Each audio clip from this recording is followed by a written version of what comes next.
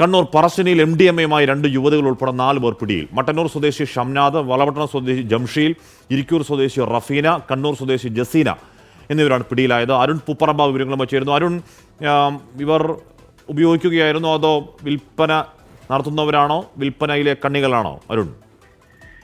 ആഷ്മി, ഇവർ ലഹരി മരുന്ന് ഉപയോഗിക്കുന്നതിനിടെയാണ് എക്സൈസ് ഇവരെ പിടികൂടിയത്. പക്ഷേ ഇവർ ലഹരി വിൽപ്പന നടത്തുന്ന സംഘത്തിലെ കണ്ണികളാണെന്ന സംശയം എക്സൈസിനെ സംബന്ധിച്ചിടത്തോളം ഉണ്ട്. അതുകൊണ്ടാണ് ഇവരെ വിശദമായ ചോദ്യം ചെയ്യൽ, ഇവരെ സംബന്ധിച്ചുള്ള പശ്ചാത്തലം ഉൾപ്പെടെ എക്സൈസ് അന്വേഷിക്കുന്നുണ്ട്.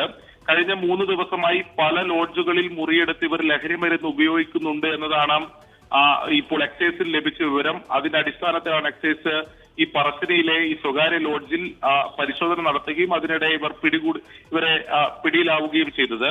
ഇതിൽ 2 യുവതികളുണ്ട്. ഇവർ ഈ പെരുന്നാൾ ദിനത്തിലാണ് വീട്ടിൽ നിന്ന് ഇറങ്ങിയത്. സുഹൃത്തുക്കളുടെ വീട്ടിൽ പോകണം എന്ന് പറഞ്ഞാണ് വീട്ടിൽ നിന്ന് ഇറങ്ങിയത്. അതിനുശേഷം വീട്ടുകാർ വിളിക്കുമ്പോൾ ഒരാൾ മറ്റൊരാൾക്ക് ഫോൺ കൈമാറി ഇങ്ങനെ സുഹൃത്തിന്റെ വീട്ടിലാണെന്ന് ബന്ധുക്കളെ ഉൾപ്പെടെ, അതായത് വീട്ടുകാരെ ഉൾപ്പെടെ കബളിപ്പിച്ചാണ് ഇവർ ലഹരി മരുന്ന് ഈ ലോഡ്ജ് മുറികളിൽ പോയി ഉപയോഗിച്ചിരുന്നത് എന്നതാണ് ഇപ്പോൾ എക്സൈസ് എന്തായാലും കണ്ടെത്തിയിട്ടുള്ളത്. ഞാൻ നേരത്തെ സൂചിപ്പിച്ചതുപോലെ കേവലം ഒരു ഉപയോഗം എന്നതിനപ്പുറത്തേക്ക് ഇവരിൽ നിന്ന് ഈ ലഹരി മരുന്ന് ഉപയോഗിക്കുന്ന ഉപകരണങ്ങളെല്ലാം പിടികൂടിയിട്ടുണ്ട്. അതിനപ്പുറത്തേക്ക് എന്തെങ്കിലും വിൽപ്പന സംഘത്തിലെ കണ്ണികളാണോ എന്ന സംശയം എക്സൈസിനുണ്ട്. ആ രീതിയിലുള്ള അന്വേഷണവും എക്സൈസ് നടത്തുന്നുണ്ട്.